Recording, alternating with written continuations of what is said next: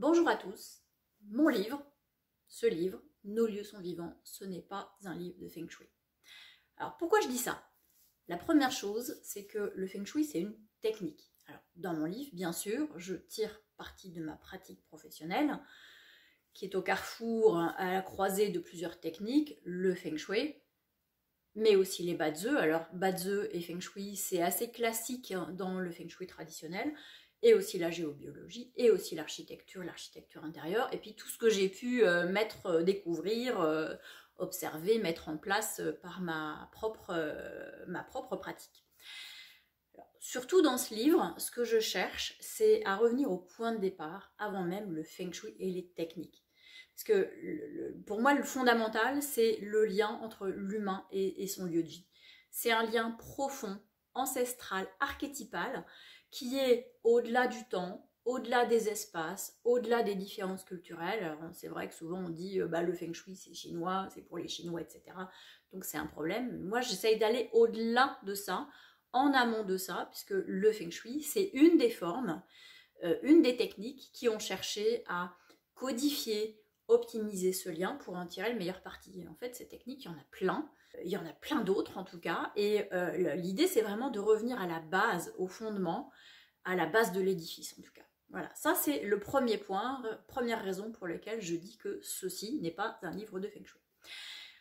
Ensuite, cette technique, le Feng Shui, de mon point de vue, elle a cherché à instrumentaliser le lieu.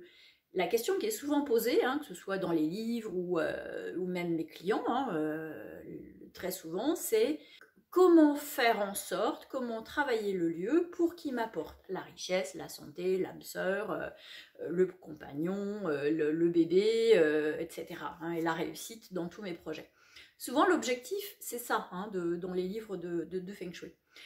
Dit autrement, cette lecture du Feng Shui, les livres de Feng Shui, contribuent à instrumentaliser le vivant, c'est-à-dire à mettre le vivant au service de l'humain et de ses objectifs. Et ça, moi, ça me pose vraiment problème. Je trouve que c'est pas ainsi qu'on crée une relation constructive, respectueuse et donc durable entre le lieu et l'humain. L'humain se positionne finalement un peu comme un prédateur par rapport à son environnement.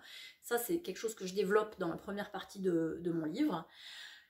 Et c'est pas le monde auquel moi je souhaite contribuer, en fait. Pour moi, le vivant, il est beaucoup plus large. Alors, il y a beaucoup de recherches maintenant qui élargissent cette conscience du vivant, les animaux, les plantes. C'est désormais avéré, c'est scientifiquement prouvé. Ils ont des émotions, ils ressentent, ils cherchent à communiquer, y compris avec l'humain qui cherche à s'occuper d'eux. On sait que les animaux, les plantes, ils ont une forme de conscience, même si une forme de langage, même si c'est pas, ça passe pas par les mêmes canaux que les nôtres. Mais les lieux, mais les pierres, mais les minéraux et les lieux de façon générale, personne n'a encore osé dire que les lieux aussi sont vivants. Et ça, moi, c'est vraiment ce que je cherche à étayer, outiller dans ce livre. Ces lieux, pour moi, ils communiquent. Ils ont une volonté, une action propre. Alors ça, c'est vraiment une conviction qui, moi, me porte depuis que je suis toute petite. On va dire que je suis quasiment née avec, et je l'explique aussi dans mon parcours. Et puis, dans le cadre de ma formation, en particulier en architecture intérieure, il y a eu des petites phrases qui ont fait des déclics, qui m'ont dit, tiens, et en fait, à chaque fois, j'étais un peu déçue parce que ça allait pas aussi loin que ce que moi j'avais un petit peu l'intuition de voir derrière en fait. Donc c'est vraiment cette conviction-là que j'ai essayé de poursuivre tout au long de ma pratique professionnelle et c'est ce que je développe en fait dans ce livre. Alors, dans ce livre, je parle de la façon dont nous pouvons communiquer avec nos lieux, comment nous pouvons évidemment leur demander de l'aide, certes, mais aussi comment ils peuvent nous accompagner pour avancer sur notre chemin, en nous aidant, en accédant à nos demandes, certes, ou en nous faisant rencontrer des situations qui sont peut-être moins faciles, qu'on pourrait qualifier d'épreuves. Dans ce genre de cas, moi en tout cas au départ en tant que praticienne de Feng Shui, ça me posait vraiment problème. Je dis mince, qu'est-ce que j'ai pas fait correctement et en fait j'ai fini par me rendre compte que le lieu c'est un messager.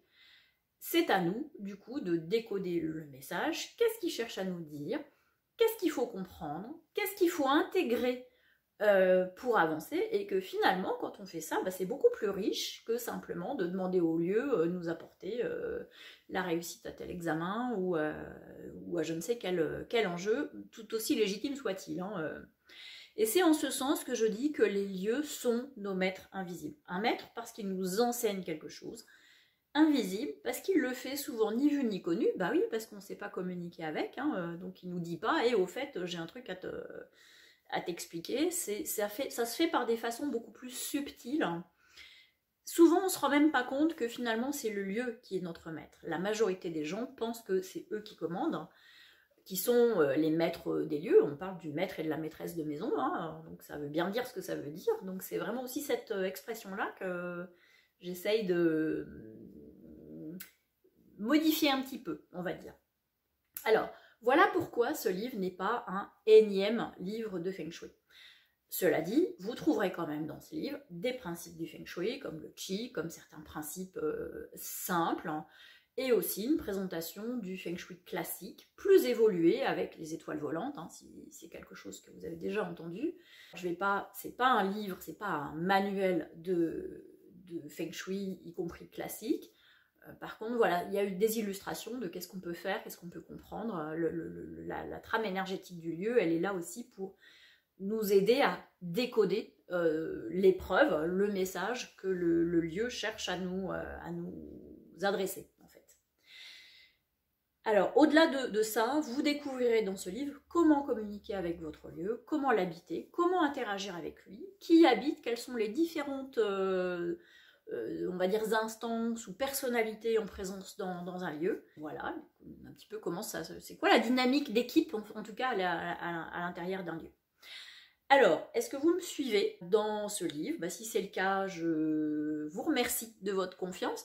Ce livre sort le 5 mars, donc on est à J-10, à peu de choses près. Il est déjà en précommande chez votre libraire préféré, donc je vous dis à très vite, hein, avec plein d'autres messages, vidéos et autres, et à bientôt.